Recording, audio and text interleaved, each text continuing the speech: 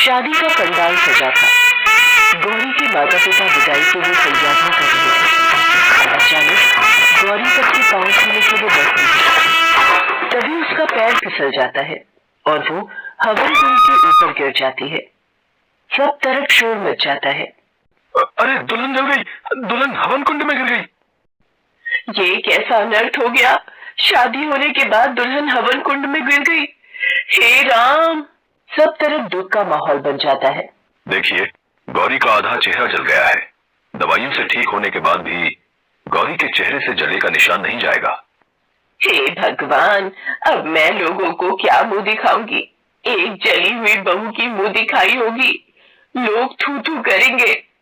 माँ, मैं इस शादी को नहीं मानता। मुझे इसके साथ नहीं रहना। मैं इस शादी को तोड़ रहा हूँ। अब नहीं नहीं दामाद जी, ऐसा मत कहो। मेरी बच्ची को ऐसे मत छोड़ो। अब तो आप दोनों का विवाह हो चुका है। अगर आपने इसे नहीं अपनाया तो मुझ गरीब अभागे की बच्ची कहाँ जाएगी?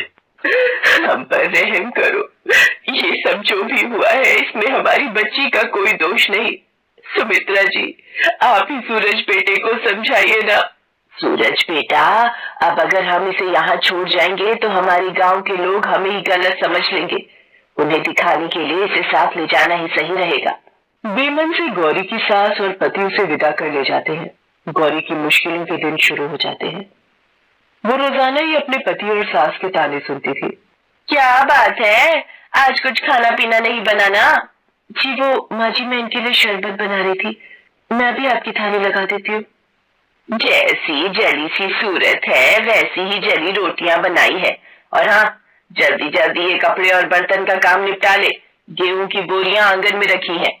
सारी गेहूं धोकर सुखाकर बिनकर ड्रम में भरनी है। दोपहर तक ये काम खत्म हो जाना चाहिए। मैं पड़ोस में होकर आती हूँ।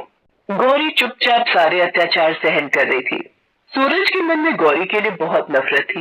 वो उसे एक आंख भी पसंद नहीं करता था। धीरे धीरे गौरी की शादी को 2 साल बीत जाते हैं। एक शाम, वर्षा दीदी, तुम अचानक बड़े दिनों बाद आना हुआ। एक शहर में रहती हो फिर भी मिलने नहीं आती। अरे अब आ गई ना, ये ले, तुझे मिठाई खिलाने आई हूँ। पोता हुआ है बहू को, पोता। अब इतनी बड़ी खुशखबरी तुझे नहीं दूंगी तो कैसे काम चलेगा? बहू के तो अभी साल भर भी नहीं हुआ शादी को और खुशखबरी दे दी। एक हमारी बहू को देखो, सूरत और किस्मत दोनों ही खराब है इसकी तो। गौरी सास की बातें सुनकर फूट फूट कर रोने लगती। वो अब हिम्मत हार चुकी थी। उसे उस गलती की सजा मिल रही थी जो उसने की ही नहीं थी। एक दोपहर घर पर कोई नहीं था। गौरी आंगन की सफाई कर रही थी तभी। बेटी, बाबा को भिक्षा मिलेगी, बहुत भूख लगी है। जी लीजिए बाबा। जीती रहो बेटी।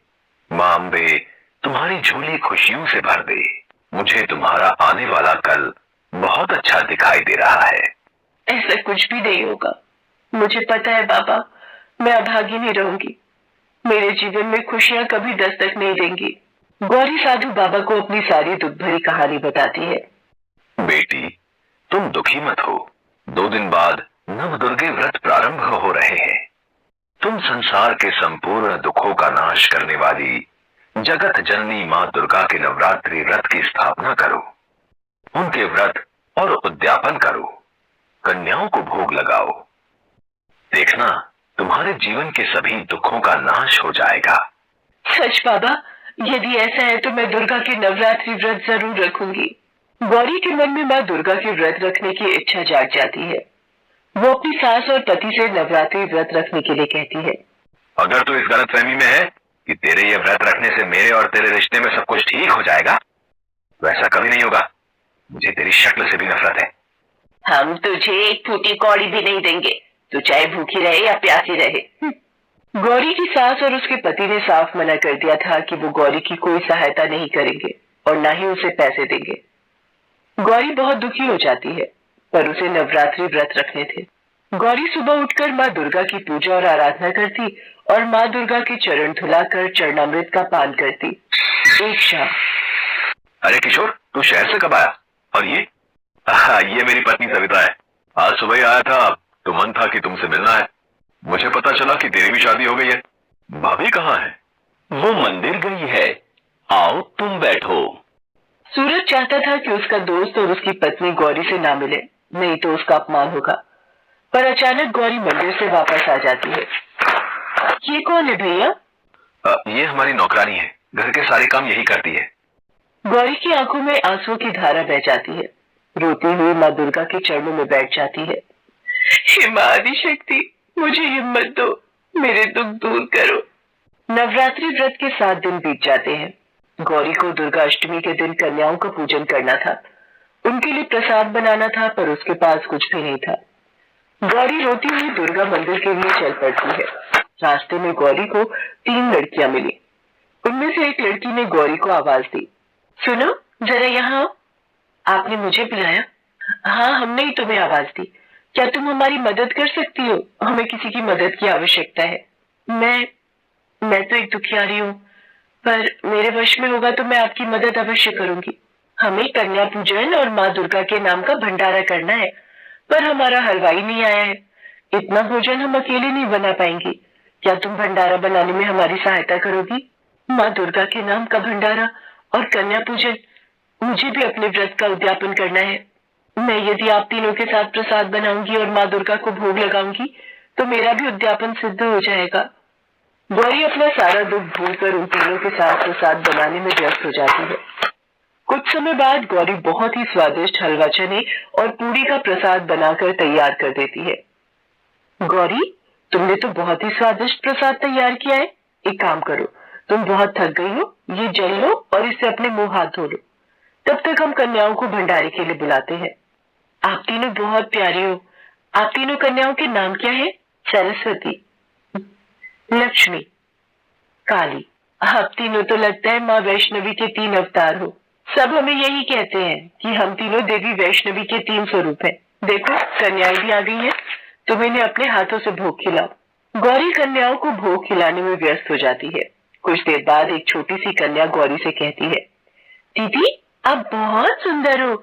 मुझे भी आपके जैसी बिंदी चाहिए जो आपने अपने माथे पर लगा रखी है। कौन सी बिंदी बेटा?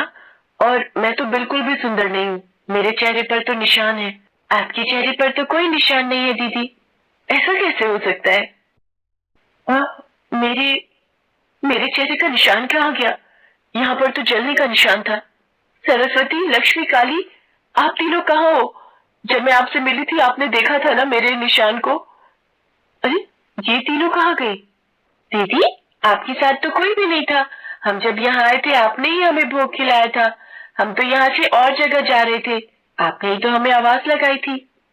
गौरी देखती है जहाँ पर प्रसाद के पतीले रखे थे उन पर 3 फूल रखे हैं। गौरी को समझ आ जाता है कि साक्षात वैष्णवी के 3 रूप, देवी सरस्वती, देवी लक्ष्मी और देवी काली, गौरी की सहायता के लिए आई थी और उन्होंने यही 3 नाम बताए थे। गौरी बेहोश हो जाती है। इतनी देर में गौरी की सास और पति सूरज भी वहां पहुंच जाते हैं। डॉक्टर गौरी का चेकअप करती है। गौरी को होश आ जाता है। बधाई हो माता जी, आपकी बहू गर्भवती है, ये मां बनने वाली है। क्या डॉक्टर, आप सच कह रही हैं? गौरी बहू मां बनने वाली है? माँ जी, ये सब माँ दुर्गा के नवरात्रि का ही फल है। गौरी, तुम्हारे चेहरे से निशान कैसे गायब हो गया? ये सब 3 देवियों की शक्ति का चमत्कार है। गौरी सास और सूरज को सारी घटना बताती है। सूरज, 3 लड़कियां ही तो आई थी जिन्होंने हमें बताया कि गौरी कन्या पूजन और भंडारे की व्यवस्था कर रही है, इसीलिए हम तुम्हारे पास पहुंचे। इसका मतलब माँ दुर्गा ने हमें भी दर्शन दिए। हे माँ दुर्गा, हमारे पापों को क्षमा करना। गौरी, हमें माफ कर दो, हम तुम्हारे जैसी देवी को नहीं पहचान पाए। औरत तो देवी का रूप होती है। मैं खुद एक औरत हूँ और मैंने तुम्हारे साथ बहुत गलत किया। मुझे माफ कर दो गौरी, मैंने तुम्हारा पति होकर भी तुम्हारे साथ इतना गलत व्यवहार किया। मैंने आप दोनों की किसी बात का बुरा नहीं माना। आप दोनों मेरे अपने हो। हे माँ